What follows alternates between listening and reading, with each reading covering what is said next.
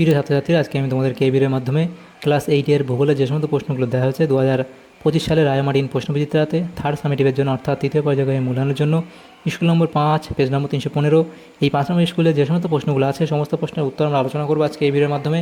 তোমরা ভিডিওটা শুরু থেকে শেষ অবশ্যই দেখবে, আর চ্যানেলে যদি নতুন হয়ে থাকে অবশ্যই চ্যানেলটাকে সাবস্ক্রাইব করে রাখবে পরবর্তী স্কুলগুলোর প্রশ্নোত্তর পাওয়ার জন্য। এবং এর আগে যে স্কুলগুলো ছিল সেগুলোর প্রশ্নোত্তর আমরা আলোচনা করে দিয়েছি, তোমরা প্লেলিস্ট থেকে সেই প্রশ্ন উত্তরগুলো পেয়ে যাবে, সেখান থেকে তোমরা দেখে নিও। আজকে আমরা এই 5 নম্বর স্কুলের প্রশ্ন উত্তরগুলো আলোচনা করব এবং এই প্রশ্ন উত্তরের পিডিএফ তোমরা পরবর্তীতে আমাদের টেলিগ্রাম চ্যানেল থেকে পেয়ে যাবে। ডেসক্রিপশনে আমাদের টেলিগ্রাম চ্যানেলের লিঙ্ক দেওয়া আছে, সেখানে তোমরা যুক্ত হয়ে যাবে, তাহলে পরবর্তীতে পিডিএফগুলো সেখান থেকে তোমরা সহজেই পেয়ে যাবে। একের দাগে ম্যাপ পয়েন্টিং আছে, এটা আমরা করবো না, পরবর্তী চলে আসবে পরবর্তী প্রশ্ন। দুয়ের দাগের বলা আছে কি দেখো, সঠিক উত্তরটি নির্বাচন করে লেখো। 2 পৃথিবীর চৌম্বক ক্ষেত্র নামে পরিচিত, তাহলে পৃথিবীর চৌম্বক ক্ষেত্র নামে পরিচিত কি বহি কেন্দ্রমণ্ডল, অপশান সি। এর পরবর্তী প্রশ্ন কি, বেলে পাথর রূপান্তরিত হয়ে যে শিলায় পরিণত হয়, তাহলে সেটা হবে কি কোয়ার্টজাইট, তাহলে অপশান বি।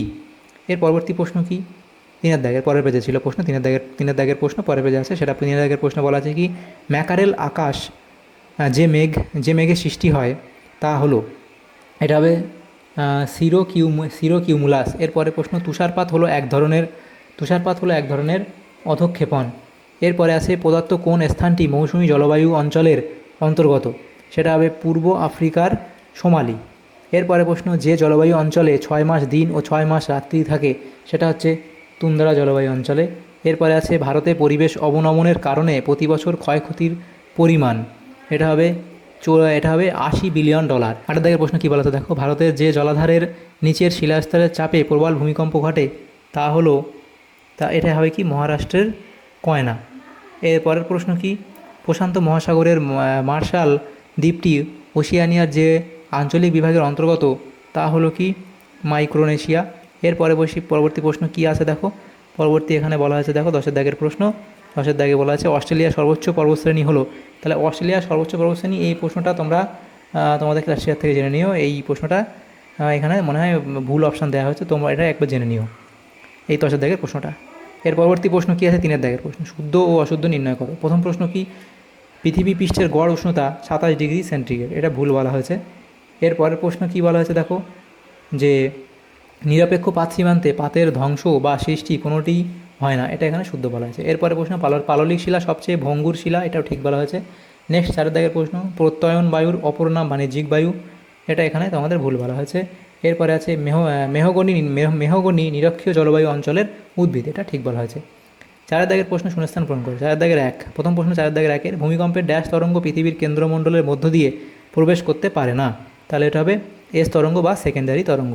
প্রশান্ত মহাসাগরীয় পাত বছরে 10 সেমি করে ড্যাশ দিকে সরে যাচ্ছে, তাহলে 10 সেমি করে পশ্চিম দিকে সরে যাচ্ছে, তাহলে 10 সেন্টিমিটার করে পশ্চিম দিকে সরে যাচ্ছে। এর পরবর্তী প্রশ্ন কি, কংগ্লোমারেট এক ধরনের ড্যাশ পাললিক শিলার উদাহরণ, অসংঘাত এক ধরনের অসংঘাত পাললিক শিলার উদাহরণ, অসংঘাত। এর পরবর্তী প্রশ্ন কি, ফেরেলের সূত্রানুসারে বায়ুপ্রবাহ দক্ষিণ গোলার্ধে ড্যাশ দিকে বেঁকে যায়, দক্ষিণ গোলার্ধে বাম দিকে বেঁকে যায়। এরপরে জলীয় বাষ্পপূর্ণ বায়ু শীতল হয়ে বায়ুর আপেক্ষিক আর্দ্রতা কী হয়, বেড়ে যায়। এরপরে আছে বাম দিকের সঙ্গে ডান দিক মেলাও। তো প্রথম যেটা বলা আছে সেটা হলো কি ভূত্বকের প্রধান উপাদান, সেটা হবে অক্সিজেন। এরপরের প্রশ্ন, মেঘে ধূলিকণাকে আশ্রয় করে থাকে কি, সেটা হবে সি অর্থাৎ জলকণা।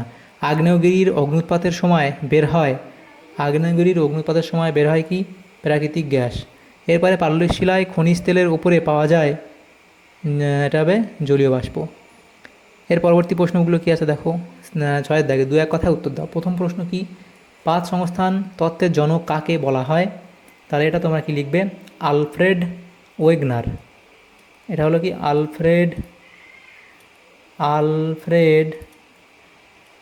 ওয়েগনার।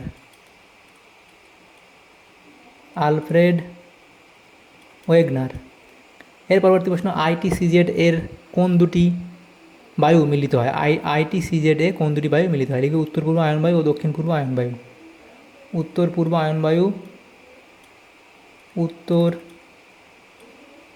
পূর্ব আয়ন বায়ু ও দক্ষিণ উত্তর পূর্ব আয়নবায়ু ও দক্ষিণ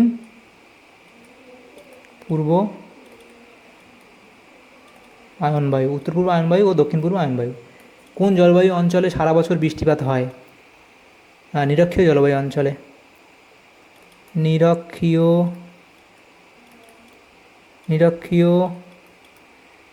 জলবায়ু অঞ্চলে সারা বছর বৃষ্টিপাত হয়। তাহলে এটা এখানে আমাদের এফ দিয়ে এটা হলো, এই প্রশ্নগুলো এখানে হয়ে গেল আমাদের, এই প্রশ্নগুলো হলো। পরবর্তী যে প্রশ্নগুলো আছে দেখো, MIC এর পুরো নাম কি? তাহলে লিখবে কি? Methyl isocyanate. Methyl methyl methyl isocyanate. Isocyanate.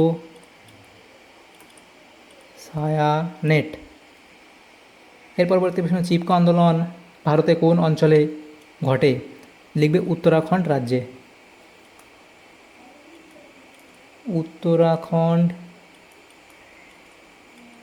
Uttarakhand রাজ্যে।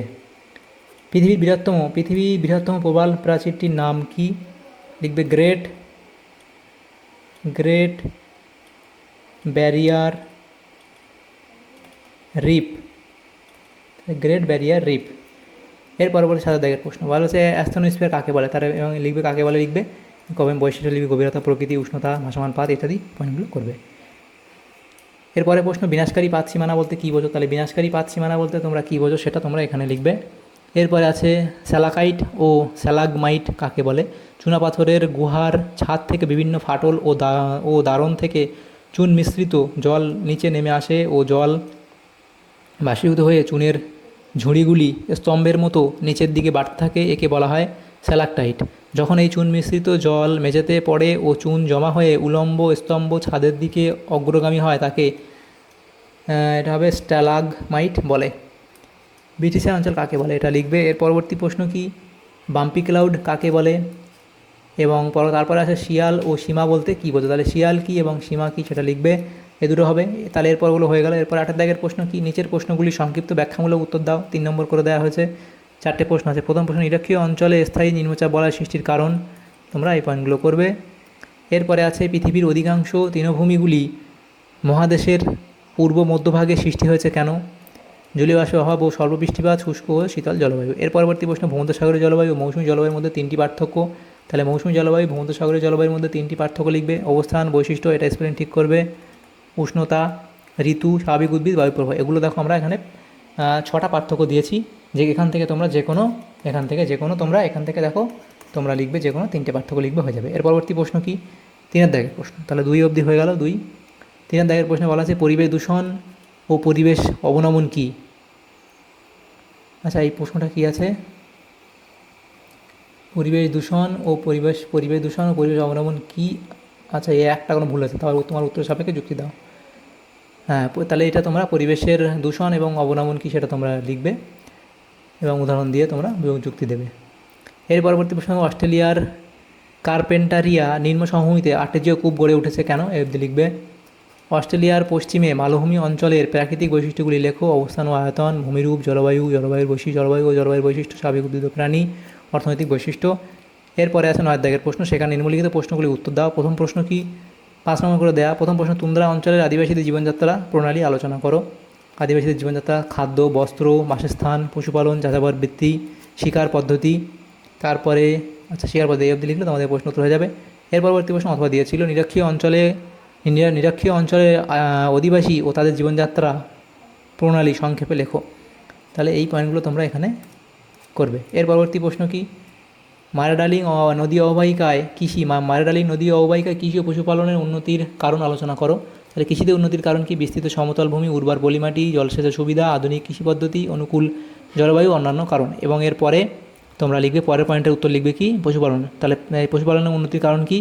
যে প্রাকৃতিক কারণ, বিস্তীর্ণ তৃণভূমি, তারপরে যেটা আছে বিস্তৃত চারণক্ষেত্র, নাতিশীতোষ্ণ জলবায়ু, স্পেলিং ঠিক করবে, নাতিশীতোষ্ণ জলবায়ু।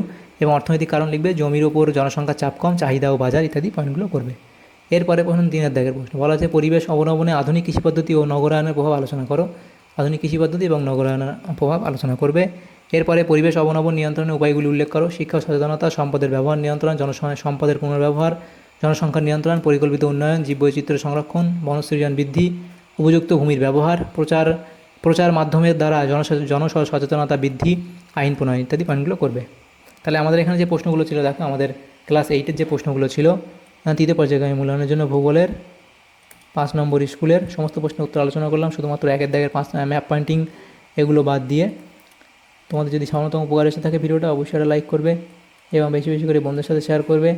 আর পরবর্তী যে স্কুলগুলো আছে সেগুলোর প্রশ্নোত্তর পাওয়ার জন্য অবশ্যই তোমরা আমাদের চ্যানেলটাকে সাবস্ক্রাইব করে রাখবে। Thank you, thanks for watching.